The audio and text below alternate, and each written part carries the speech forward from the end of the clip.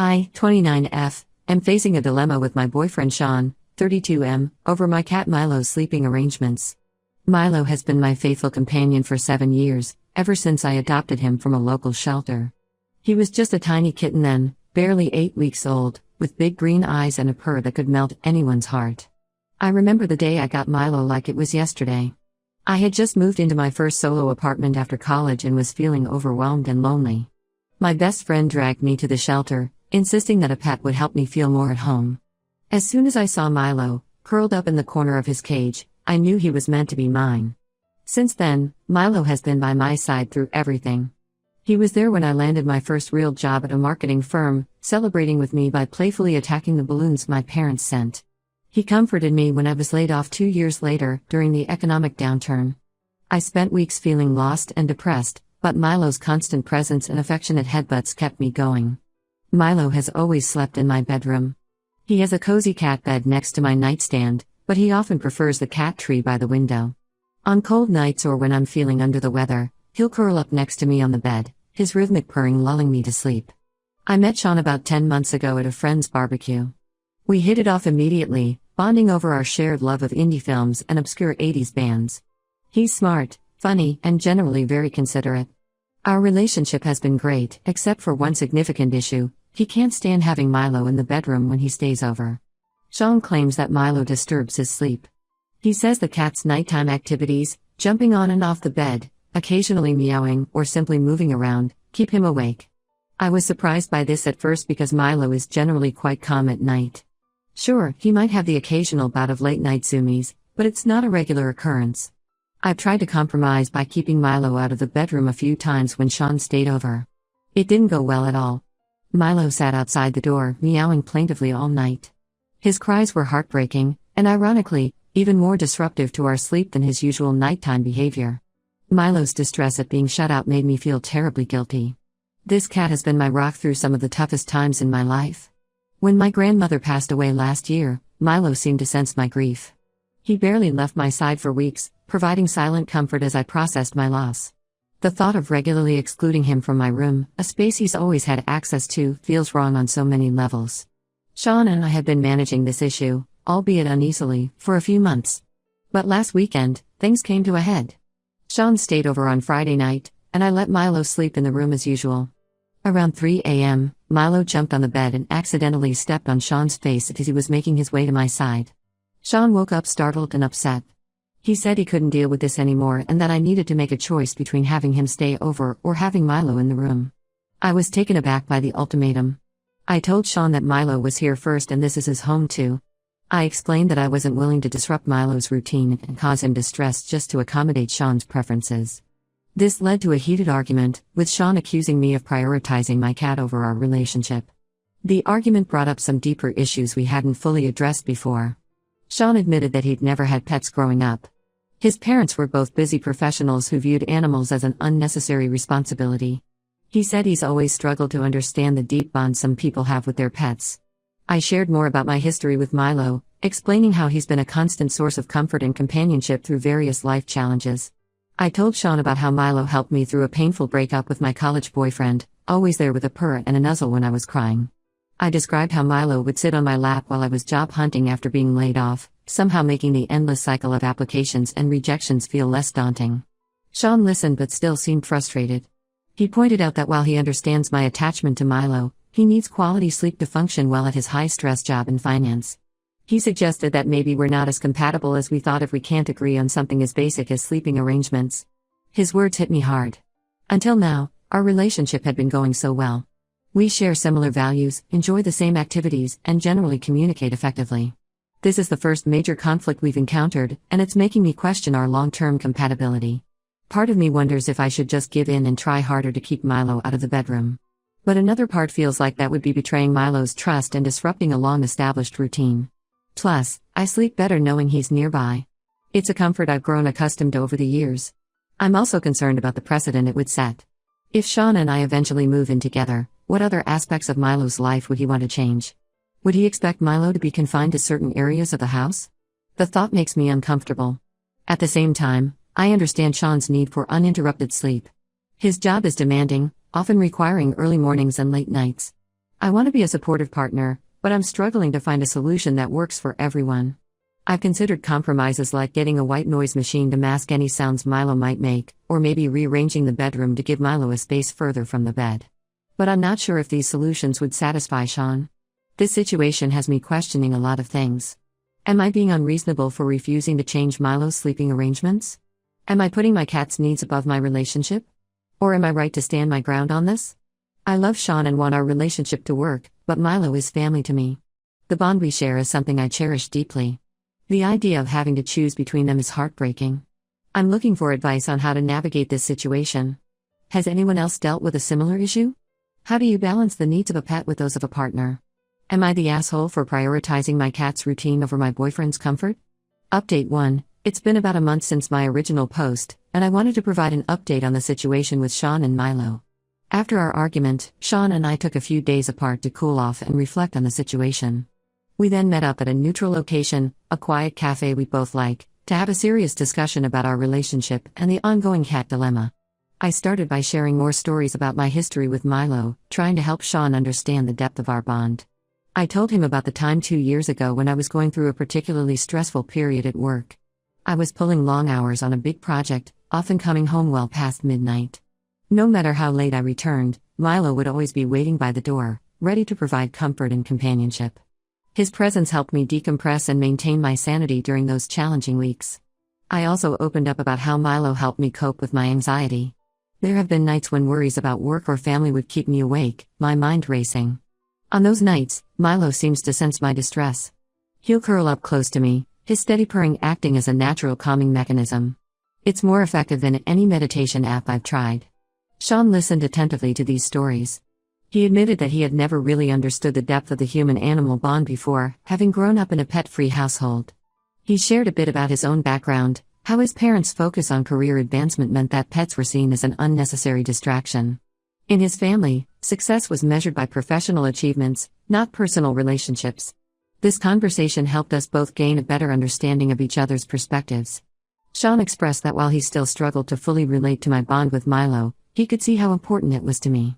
However, he reiterated his concerns about sleep quality, explaining how lack of sleep affects his performance at work and his overall mood. We spent some time brainstorming potential compromises. First, we agreed to try using a white noise machine in the bedroom to mask any small sounds Milo might make at night. We also decided to rearrange the room a bit, moving Milo's cat tree further from the bed to reduce the chances of him jumping on us during the night. Additionally, I committed to playing more with Milo in the evenings to tire him out before bedtime. Sean even suggested he could participate in these play sessions, both to bond with Milo and to help ensure a calmer night. For the past 3 weeks, we've been testing this new arrangement whenever Sean stays over, which is about 3 to 4 nights a week. The results have been mixed. On the positive side, the white noise machine has definitely helped muffle Milo's movements, and Sean says he's sleeping better overall.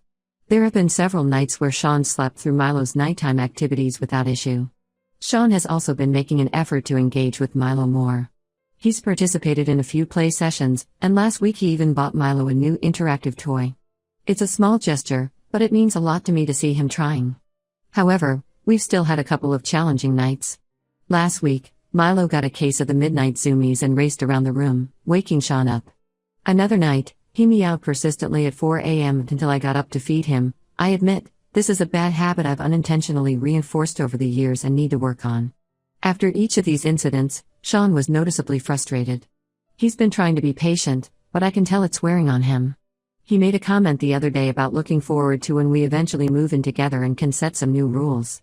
This remark made me uneasy, as I have no intention of significantly changing Milo's lifestyle if we cohabitate. I'm glad we're trying to work things out, but I'm still concerned about our long-term compatibility. Sean's comment about new rules makes me wonder if he's just tolerating the current situation in hopes that it will change later. I've been clear that Milo is a package deal with me, but I'm not sure he fully accepts that. Another issue that's come up is the frequency of our sleepovers. Sean has suggested that maybe we should spend more nights at his place, where Milo obviously wouldn't be an issue. While I understand his reasoning, the thought of spending significantly less time in my own home doesn't sit well with me. I worry about Milo feeling abandoned, and I miss him when I'm not there. On a more positive note, there have been a few mornings where I've woken up to find Sean absent-mindedly petting Milo. It's a small thing, but it gives me hope that maybe they can develop a bond over time. I'm cautiously optimistic but still unsure about the future. Am I naive to think this can work long term if Sean isn't a cat person? Should I be concerned about his comment regarding future rules? How do I balance my commitment to Milo with my desire to make this relationship work? Any advice on navigating this situation would be greatly appreciated. Has anyone else managed to bridge the gap between a pet lover and someone who's never had pets? Are there other compromises we haven't thought of? Update 2. It's been another month, and I wanted to provide another update on the ongoing situation with Sean, Milo, and our sleeping arrangements. Things have taken an unexpected turn. 2 weeks ago, Sean stayed over for a long weekend. On the second night, I woke up around 3 a.m. and was surprised to find Milo curled up on Sean's chest, purring contentedly. Even more surprising was that Sean, usually a light sleeper, was sound asleep and didn't seem bothered at all. In the morning, I cautiously brought it up, half expecting Sean to be upset. To my shock, he sheepishly admitted that he'd woken up briefly when Milo jumped on the bed, but decided to let him stay because he looked so peaceful. He said he actually found Milo's purring soothing and slept better than usual.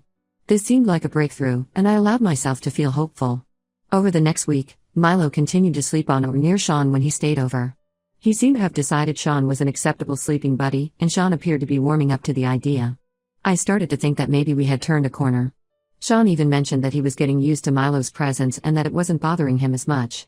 We had a few really good nights where everyone slept peacefully, and I began to believe we had found a solution. However, just when I thought things were looking up, we hit another snag. Last weekend, Sean had an important work presentation on Monday morning. He stayed over Sunday night, and unfortunately, it was one of those nights where Milo was extra active. It started around midnight when Milo decided to play with his crinkly toy mouse, the one Sean had bought him, ironically. Then at 2 a.m., he meowed for food.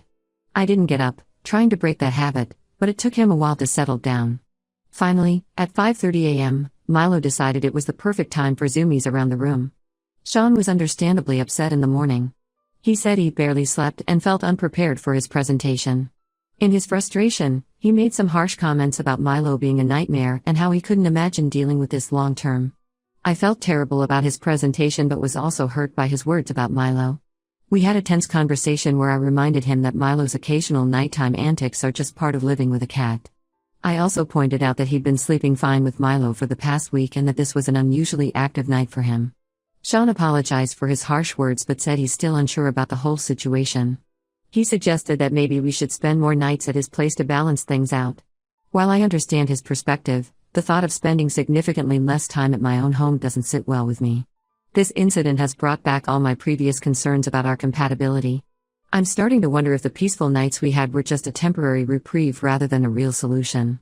I'm also worried about the impact this is having on Milo.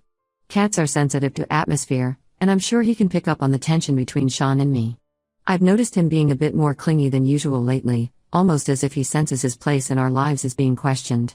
Sean and I are at a bit of an impasse now. The brief period of harmony with Milo sleeping on Sean seems to have been disrupted by this one bad night. I'm not sure where we go from here. Part of me wonders if I'm being selfish. Should I be more willing to spend nights at Sean's place?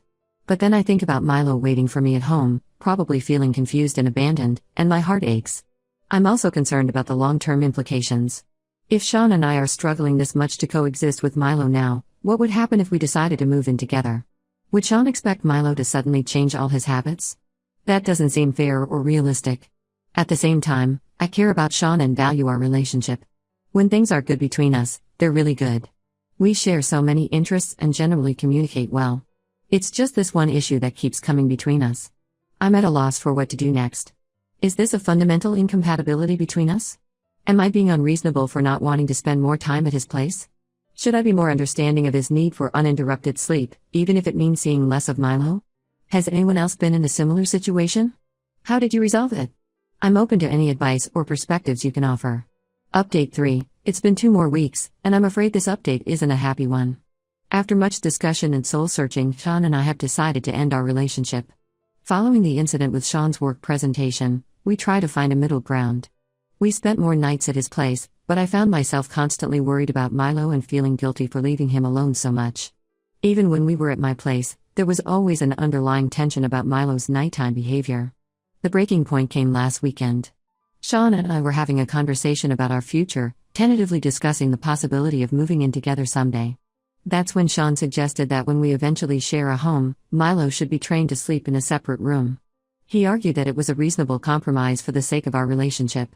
This led to a long, emotional discussion where we both realized we had fundamentally different views on pet ownership and what we wanted our home life to look like. I explained again that Milo isn't just a pet to me, he's family. The idea of shutting him out of my bedroom every night or significantly changing his routine for someone else's comfort just doesn't align with my values. I tried to help Sean understand by sharing more stories about my bond with Milo. I told him about the time I was sick with the flu last year, barely able to get out of bed. Milo stayed by my side the entire time, only leaving to use his litter box. His presence was incredibly comforting during those miserable days. Sean listened patiently but admitted that he doesn't feel the same way about animals and doesn't think he ever will. He explained that in his ideal home, pets would have their place, but that place wouldn't be in the bedroom or on furniture. He wants a home environment that he can control and organize according to his preferences. We both realized that this wasn't just about where a cat sleeps, it's about our different life perspectives and priorities. I want a home where my pets are fully integrated family members, quirks and all. Sean wants a more structured environment with clearer boundaries between humans and pets. After a lot of soul-searching and tears on both sides, we decided that ending the relationship now would be better than trying to force a compatibility that just isn't there. It's painful, but I believe it's the right choice for both of us in the long run. The day after we made this decision, I found myself sitting on my couch, crying. Milo, sensing my distress, climbed into my lap and started purring. In that moment, I felt simultaneously heartbroken about the end of my relationship with Sean and incredibly grateful for Milo's unwavering companionship. I'm sad about the breakup, but I also feel a sense of relief. I no longer have to feel guilty about Milo's behavior or worry about future conflicts over his place in my life. This experience has reinforced for me how important Milo is to my happiness and well-being. Looking back, I can see that Sean and I tried our best to make things work. We both made efforts to compromise and understand each other's perspectives.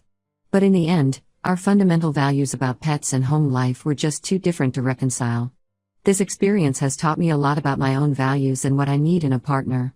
In the future, I'll be sure to be upfront about Milo's role in my life from the very beginning of any new relationship. I realize now that for me, accepting Milo isn't just a nice to have in a partner, it's a must-have. For now, I'm taking some time to heal and focus on myself, and Milo, of course. I've signed us up for a cat agility class at the local pet store, which should be a fun bonding experience.